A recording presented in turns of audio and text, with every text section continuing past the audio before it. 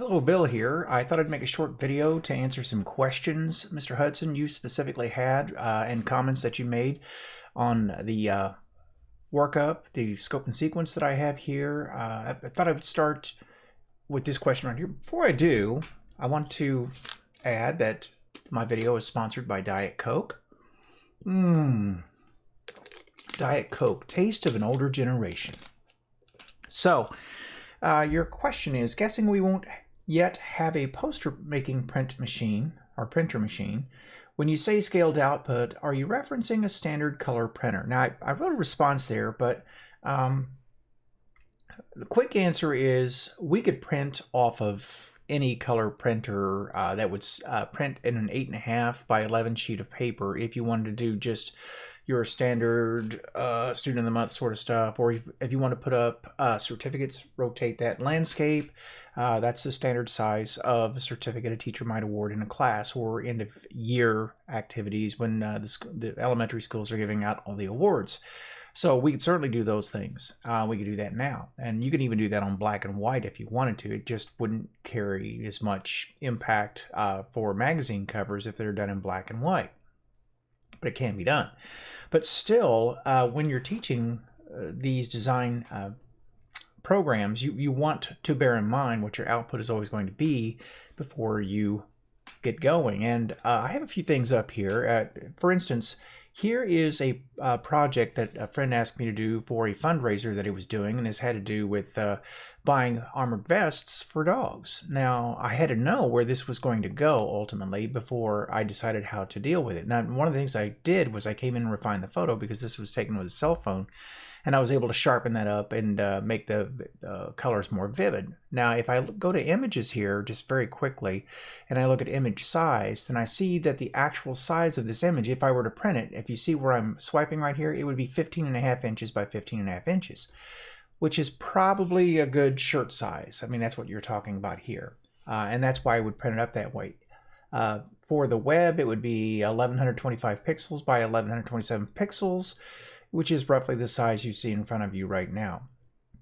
So depending upon where I wanted that to go, if I wanted that to go on a school web page, that's probably going to be too big because I would want that maybe to fit on the top of the screen. See, I would have to reduce this dimension here by maybe 400 by 400 or even less. So that's what I'm talking about when I say in the document here that we would size to intended output. And it is a skill that they need to know because later on when we get more complex things, they say, hey, it needs to be such and such a size. I don't want to have to teach that along with having them do the task. So this is kind of foundational stuff. Now, it doesn't mean that we couldn't create output and then I could go through as the technology person and size things later on. I guess this sounds kind of muddy, but we can still output teacher requests. The kids can do the design portion of it, but they won't understand the background of how we get things finished until I cover that material later on. I think that's probably the best way to handle that aspect of it. Hopefully students become more and more self-sufficient as the class moves on. So also I wanted to look at a couple of other things, and here is another deal for the racing series. This was a virtual 5K racing series that a friend of mine was putting together, and Arlene Brim from VMS, by the way, as well. And they wanted t-shirts for that, so that was a request. Quickly pop that out.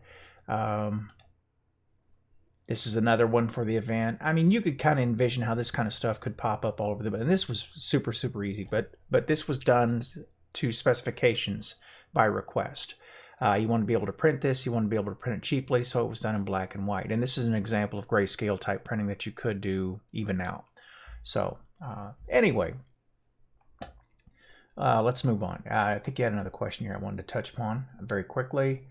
Video production.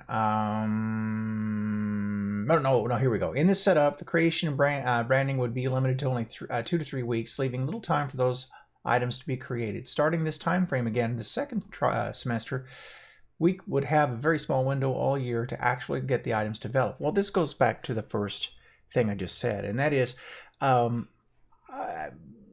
we will be talking about purpose for our designs all along. But what I had in mind for this part was actually an entrepreneurship block. Now, if you want that moved up, I can.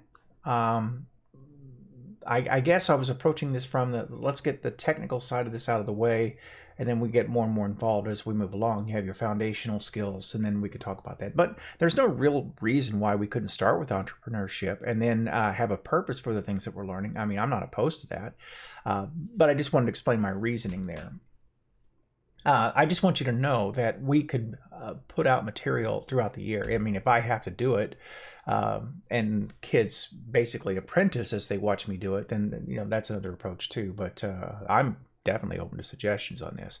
I wanted to take the opportunity to show you more of the software that we will have available to us. So this is video software that we would have, and so when we're making podcasts, whatever, or video announcements, then you take the raw data that we would have, you dump it into Premiere, splice it up how you want, and I'm just going to clip a little bit of this off right now, shorten up the video.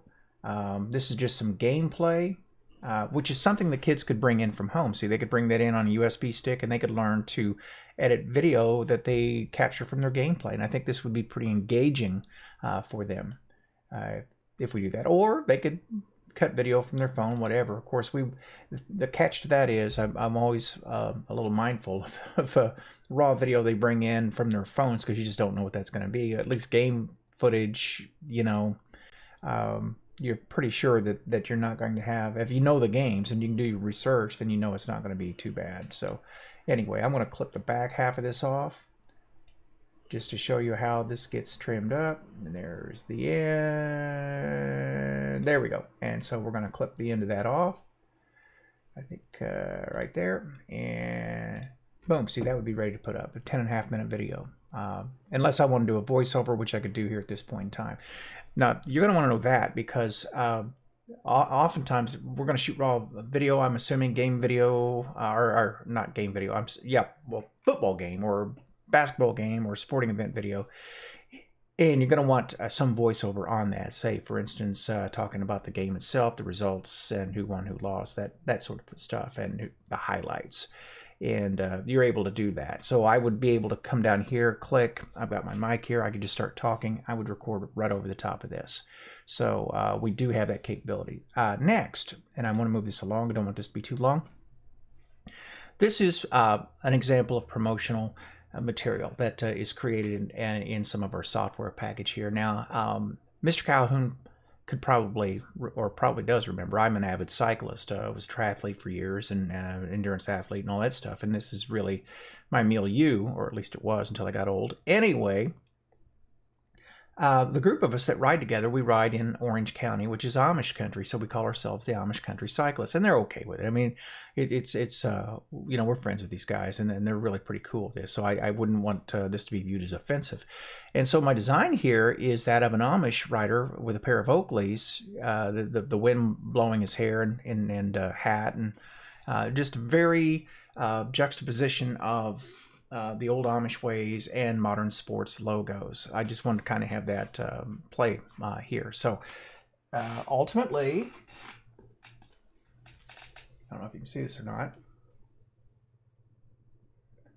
made its way to our riding jerseys. And so that illustrates how we can design in-house some pretty good stuff. I mean, my meager artistic talents here are on display, but that only shows the limitation of my artistic nature. It doesn't show the limitation of software. I mean, we were able to make it happen. So I'm excited about the possibilities we have before us, and I hope you are too. So with that, I'm going to go ahead and close this off, and I'll see you guys soon.